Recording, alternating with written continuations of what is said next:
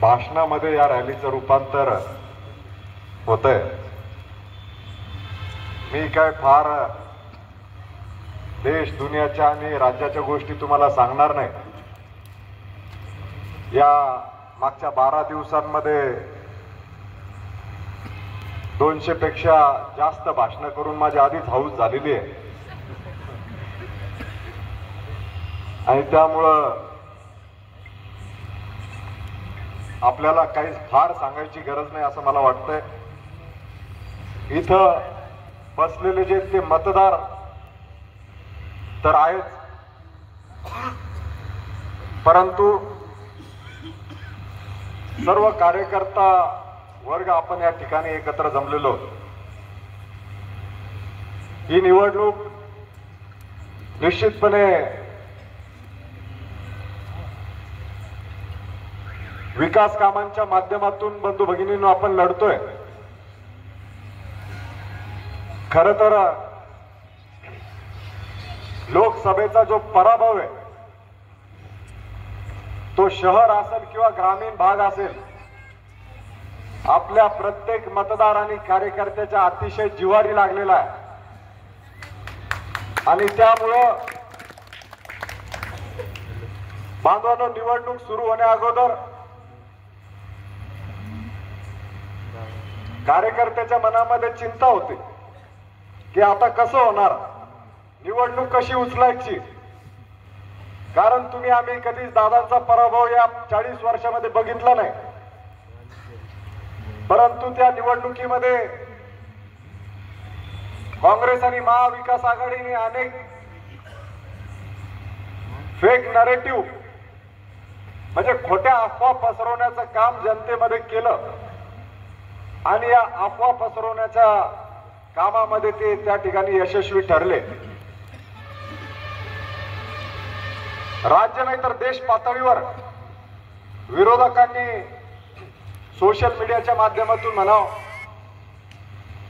नाहीतर mouth to mouth कॅनव्हसिंगच्या माध्यमातून म्हणाव, असे अनेक फंडे वापरून त्या ठिकाणी राज्याची आणि देशाच्या काही लोकांची दिशाभूल केली। अनेक विषय लोकसभेच्या वेळेला होते, मग त्यामध्ये मराठा आरक्षणाचा विषय असेल,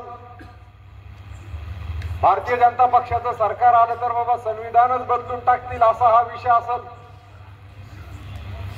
वेगवेगळ्या प्रकारच्या खोट्या भीत्या त्या समाजाला दाखवण्यात आल्या।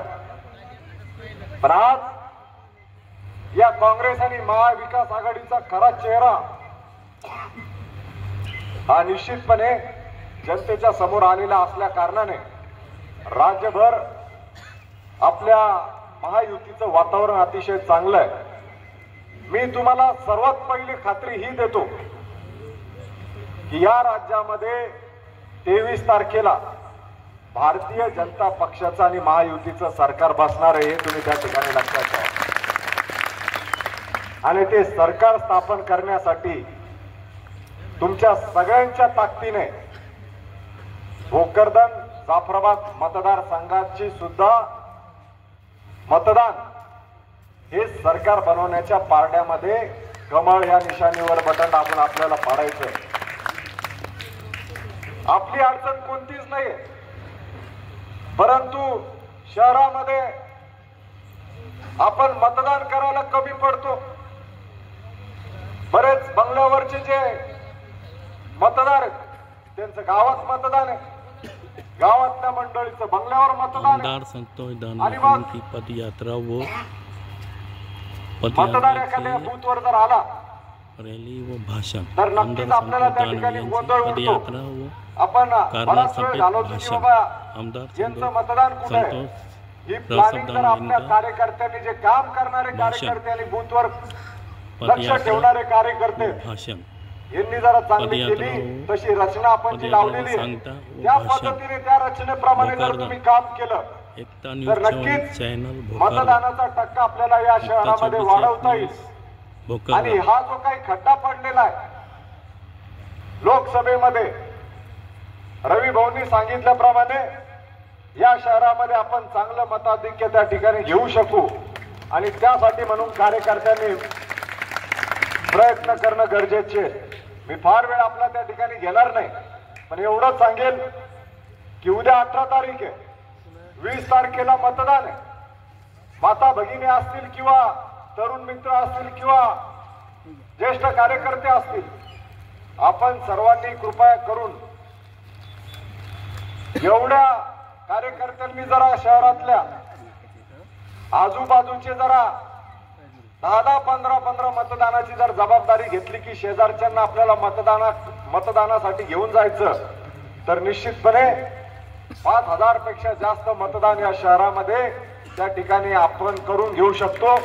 आणि 5,000 पेक्षा जास्त मतदान जर आपल्या शहरामध्ये 5 ते 5,500 पर्यंत झालं तर नक्कीच त्या ठिकाणी आपल्याला आघाडी मिळेल. यासाठी आपण सर्वांनी प्रयत्न करावे, अशा प्रकारची नम्रतेची विनंती मी त्या ठिकाणी आपल्या सर्वांना करतो. मागचे जवळपास 6 तारखेपासून तर आज 17 तारीख आहे, हे मागचे 10 ते 12 दिवस इथं बसलेल्या आमच्या सगळ्या आपल्या माता भगिनी यांनी शहर असेल किंवा ग्रामीण भाग असेल, डोर टू डोर हा प्रचार निश्चितपणे माझ्यासाठी केलेला आहे. आता मी सुद्धा तुम्ही जसा प्रचार करू लागले, मला तर हे 12 दिवस कसे चालले काहीच समजलं नाही. म्हणजे हे गाव झालं ते गाव, जवळपास 17 ते 18 गाव एका दिवसात. त्यामुळं एकदा प्रचार सुरू झाला की नक्कीच उमेदवाराला फार काही त्या ठिकाणी त्या भाषण आणि प्रचार रॅली आणि या विषयामध्ये लक्षात येत नाही. पण मी